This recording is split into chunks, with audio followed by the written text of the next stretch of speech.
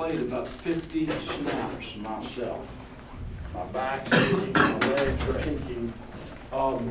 That was a classic college football game. I'm certain that one will be on ESPN's long list of classics. First thing I'll do is just congratulate our team because that was a team victory. Being resilient, fighting, and continuing to fight and believe right down to the very end. Certainly congratulate the Pittsburgh program. I thought their guys played terrific. I have to say, comment, James Conner is a special football player in the back. I don't like watching him when it's our time to play them, but certainly as a football coach, a long-time football coach, watching them on tape, it's pretty special to watch a guy play the game the way he does. So hats off to him and the rest of the Pittsburgh team. We beat a team when they played real well again, and that's a good sign. The thing again that helps you win are some of the right things that we do. We take care of the football. We had no lost yardage plays on offense. We were penalized 3 times as a team. We competed hard in every aspect. We had a huge play in the kicking game again, which is big for us. So all of those things enabled us to have an opportunity to win. So very proud of our staff. I thought our staff did a great job. I thought our defensive coaches were resilient.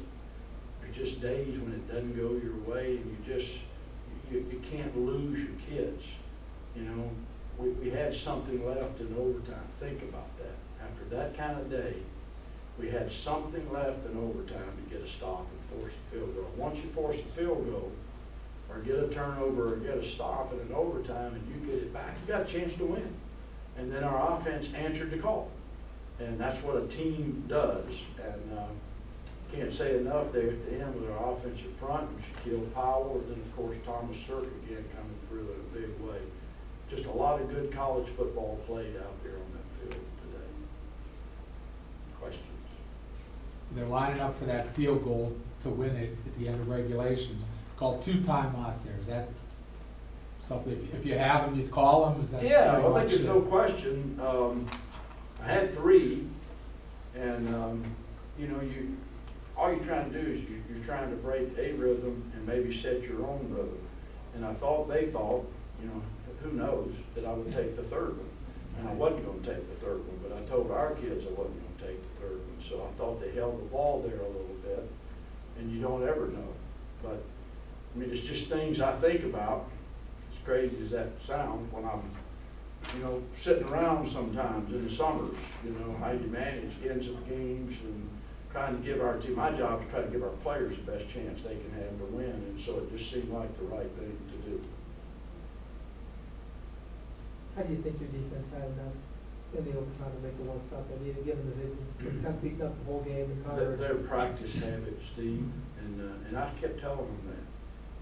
And we're better than what we displayed today. There's no question, we've all seen it, but we didn't get it done today. But I kept telling them, guys, you've got it enough too. It's going to come down. It's going to come down to, if this was prior to knowing overtime, it's going to come down the 4th quarter. It's going to come down. It's maybe an overtime game the way it's playing out. But somewhere in there, you got to make a play. Somebody's got to make a play. Dwayne Norman had 2 big blitzes on the day, and we were able to make a couple of critical plays in that game. And sometimes that's just it. I'm looking at SEC games that are ending up 50-something to 40-something, 40-something to 30-something. I was in that league for 26 years. It was hard to score 30 points. Games change, and so the mentality of your defense is you can't fold it in when you're giving up points. We've seen some top 10 teams this year go 50-something to 50-something, and we're not through with that. Then the next week you watch a game and it's 10-7 or 10-9. It's just kind of the way it is, but you just have to learn to focus on the possession in hand. And if you get a stop in one possession, that may be enough to win a football game. Anthony and Jameson had a good thing, which they hadn't really had all season at this point.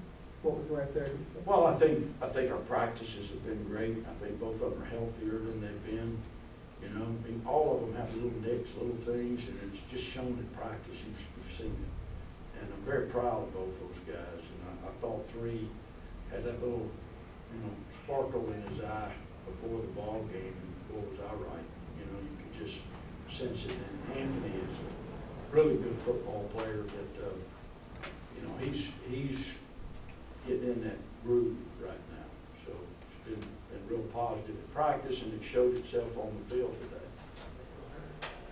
At the end of the first half, when you guys called Thomas Sirk's number after Jameson's ruled out of bounds with just a couple seconds left, how much was that decision weighed between that field goal?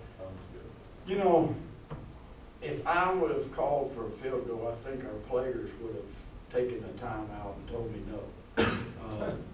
And I wouldn't have blamed them. You know, when you've got the ball inside the 1 yard line, I thought for sure it was going to end up being ruled a touchdown, but it didn't. So, but we were talking during the whole time about what we wanted to run, and Thomas Sirk's a good answer. And we got a lot of play action pass off that, so people can't just say that's all that's getting ready to happen. And so obviously won us the ball game as well, same call.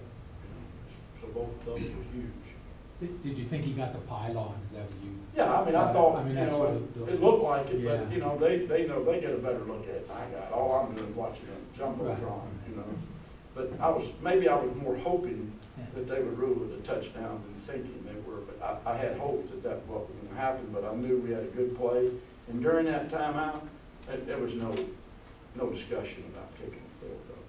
You got in that game, also with the struggles we're having stopping them, that's a touchdown decision right there. And as much as success as Connor had on the ground, Wojtek, their quarterback, also was kind of being able to drop back and then just take off up the middle a couple times. What was allowing him to do? Well, the quarterback draws. They had a blocker, they had a back in the backfield, and we're getting on our guys about getting a better 4-man rush, and they're getting up the field, and then all of a sudden you got a back leading on the linebacker, and you're playing zone coverage. And when you do that, and they spread the field, now you only got one linebacker in the box. So it's cat and mouse a little bit. And I thought some of the pressures that we called in similar situations took them out of that. And so again, you just kind of playing cat and mouse. And I think Wojtek is getting better and better. I've watched him a lot this year, and he's come into his own as a thrower, and he certainly knows where Boyd is at all times. And so they had some huge third down conversions in that manner too. Singleton was out, I guess. Yeah, I mean, Alonzo Saxton and DeAndre, it's upper body, we'll see. We had a few other people that finished the game hurt. It's just November. I mean, I can't tell you, I'll know more obviously when we get a little further into the evaluation, maybe even tonight, but, I hate, we didn't like losing DeAndre, but we didn't think he got his strength level back well enough to put him out there on the field. And, if they don't show that they've got enough strength, if the strength's not anywhere near normal, then you just can't. His pain was okay, so, we'll evaluate more. Speaking of November, Vaughn Edwards shows up once again in the kickoff return game this month. Didn't wait long this time. So what at that point in the game, I know Boyd had a big return for them, and special teams has been somewhere where, Duke's been, decent, but it hasn't busted one out this year like that. And so how big was that at that point in a game that had so many big plays? We thought we had a shot. We called the return. We thought we had a good shot. We kicked it where we wanted it kicked, and Devon and his teammates executed it perfectly. Doesn't always work that way. I tell you what I saw and thought, if their PP number 47 doesn't make the tackle on Jameson Crowder, I thought he was going to take the punt back to the house. Thought we had a great return right there. And personal protector, Jameson just got tripped up by him. That kid's a good player. I've watched him a lot on special teams, and but if he doesn't make that one, I think Jameson has one. But it's like I said, every game has a personality, and you gotta manage that day, that game. It can completely turn around the very next week, and we got to go home and feel good about what we did this week, but quickly, I told them, the most important thing we can do tonight is to rest our bodies after that kind of game and have a great Sunday. And I'm not interested in anything right now other than having an outstanding Sunday, which means a great film study, a great practice. We'll get on the practice field and we'll practice with great tempo and intensity, and that's what we're going to focus on. We'll wait and see what happens Tuesday morning.